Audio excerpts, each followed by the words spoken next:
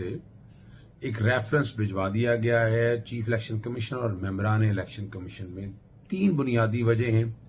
एक तो आपको याद होगा पिछले दिनों 62(1)F से ये बात है फरवरी की, 62(1)F के तहत डिस्क्वालिफिकेशन कर दी थी, चूंकि इलेक्शन कमीशन अदालत नहीं है और ना इसका ये इख्तियार है कि वो डिस्क्वालीफाई कर सकता है। इस्लामाबाद हाई कोर्ट ने वो मामला टेकअप कर लिया, लेकिन ये जुडिशियल प्रोपराइटी की बात है। आप एक इख्तियार इस्तेमाल कर रहे हैं, आपको है ही नहीं, ना आप अदालत हैं।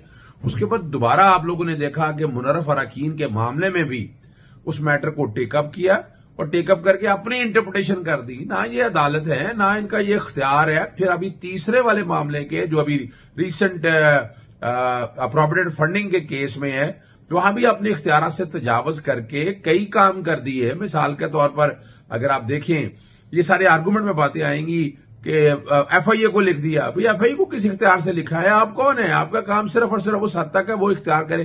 फिर आर्टिकल 17 के तहत भी कार्रवाई के हवाले से वफाकी अपना वफाकी हुकूमत ने इंडिपेंडेंट इख्तियार इस्तेमाल करना है।